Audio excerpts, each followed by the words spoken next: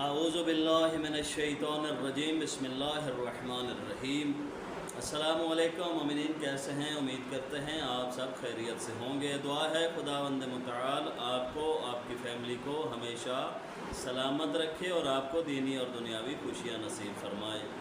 درود پاک میں اکثر جو ہے وہ لوگ غلطی کرتے ہیں۔ آج ڈسکس کرتے ہیں کہ وہ غلطی کون سی ہے، اور قرات اور تجوید کے قواعد و ضوابط کے مطابق درود کو آپ کس طرح بہتر سے بہتر طریقے سے پڑھ سکتے ہیں۔ تو یاد رکھیے گا، درود پاک کو پڑھنے کے جو مشہور ہیں وہ دو طریقے ہیں۔ ایک طریقہ یہ ہے کہ آپ اگر ایک ہی سانس کے اندر مکمل درود شریف کو پڑھیں گے تو آپ اس طرح پڑھیں گے: اللہم صلی علی محمد و آل محمد۔ یہ ایک طریقہ ہو گیا۔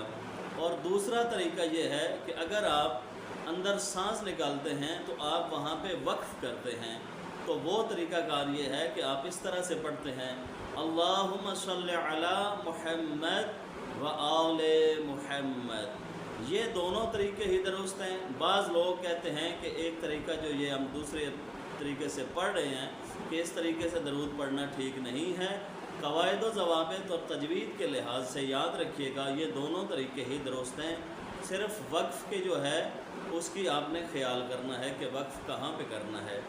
ایک جو طریقہ غلط ہے وہ بھی ہم آپ کے سامنے عرض کرتے ہیں کہ جو مومنین اس طریقے سے جو ہمارے مسلمان بھائی یا مومنین پڑھتے ہیں اللہم صلی علی محمد و آل محمد، تو یہ محمدن جو آپ پڑھتے ہیں یہ غلط ہے، چونکہ اگر آپ اس کو وقف کریں گے تو آپ پڑھیں گے اللہم صلی علی محمد و آل محمد، اور اگر آپ ایک ہی سانس میں پڑھنا چاہیں تو پھر آپ اس طریقے سے پڑھیں گے اللہم صلی علی محمد و آل محمد، یعنی کہ دال کے نیچے دو زیر ہیں جس کو آپ نے واو کے ساتھ ملانا ہے۔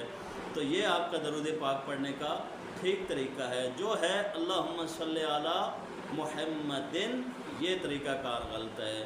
یہ قواعد و تجوید کے لحاظ سے یہ آپ کا جو طریقہ کار ہے اس سے آپ کا درود پاک پڑھنا ٹھیک نہیں ہے۔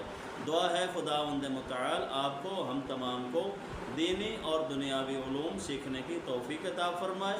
یاد رکھیے گا مومنین، ہر دفعہ ہم آپ سے گزارش کرتے ہیں کہ ہماری ویڈیوز کو دوسرے مومنین تک شیئر کیا کریں اور ہمارے چینل کو سبسکرائب کریں تاکہ زیادہ سے زیادہ ویڈیوز اور زیادہ سے زیادہ دینی تعلیمات ہم لوگوں تک پہنچا سکیں۔